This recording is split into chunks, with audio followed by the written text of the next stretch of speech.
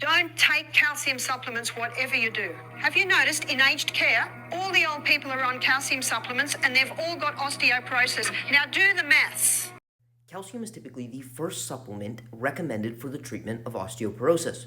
Therefore, if we think logically about this, it's more than likely that those who have developed osteoporosis are recommended to take calcium, rather than the calcium leading to or being useless for the prevention of osteoporosis. And we do have grade A evidence indicating that the consumption of calcium through food and supplements. And currently we have the highest level of evidence indicating that calcium ingestion through food or supplements is beneficial for the prevention of osteoporosis. Bones are made of 12 minerals. They're made of boron, calcium, chromium, iron, magnesium, mangazine, silica, sulfur, and selenium, potassium, and phosphorus, and zinc. That's what bones are made of. Made of calcium. Calcium hardens cement. This is a pie chart of the composition of bone. About 39% of your bone is made up of calcium. About 17% is phosphate, 9.8% is carbonate, and less than 1% is made of potassium, sodium, and magnesium. And the concentration of the other elements mentioned in this video is so infinitesimally small that the concentration is not high enough to be included in these pie charts. So while all of those other micronutrients are plausibly important for bone health, a very large percentage of your bone absolutely is made out of calcium. Calcium hardens cement, does not harden bones. It hardens the tissue, it contributes to atherosclerosis. The calcium lie is a... Although I do not agree with the idea that calcium is not beneficial for bone health and bone mineral density, this last statement has a small bit of truth. Calcium from food is actually associated with a reduced incidence of atherosclerosis, but calcium from supplements is associated with an increased incidence of coronary artery calcification. With that being said, we don't know if this increases the risk of atherosclerosis, because a CAC measurement is a measurement of calcified plaque, which is stable plaque and does not measure the amount of unstable plaque. Unstable plaques, also referred to as soft plaques, are far more prone to rupture than the plaques measured on a CAC test. Therefore, if calcium supplementation actually allowed for the transition of soft plaques into hard, stable plaques, there is no telling how this modulates the risk of ASCVD.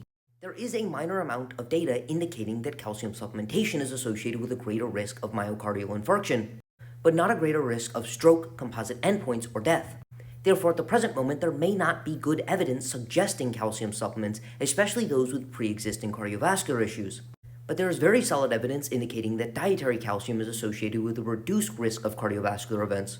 Therefore, it's recommended by most, if not all, governing bodies to get calcium from food rather than from supplementation in those with pre-existing cardiovascular risks. Osteoporosis has a hormone factor. You see, high estrogen gets the progesterone down, and progesterone boosts bone-building cells. So anyone with osteoporosis should go on the Anna's Wild Yam Cream.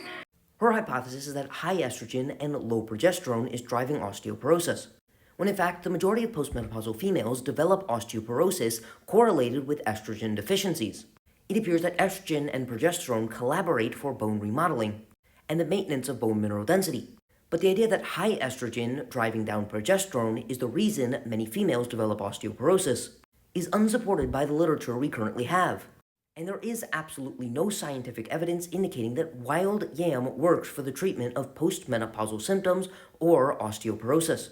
The only evidence we currently have is in overrectomized rats, which is essentially a rat model that automatically develops osteoporosis because it is incapable of producing progesterone and estrogen in order to maintain adequate bone mineral density. Plus resistance training. Yeah, the person should be doing push-ups, the plank. You know the plank? I absolutely agree that people should be doing resistance training in order to reduce the risk of osteoporosis. However, weight-bearing resistance training is far more effective than non-weight-bearing exercises such as push-ups or planks.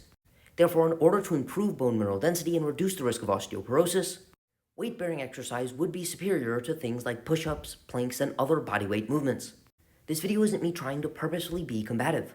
Rather, it's just a demonstration that although people can stand in front of an audience and speak extremely confidently on a subject, it does not mean that everything they are saying is evidence-based and factual.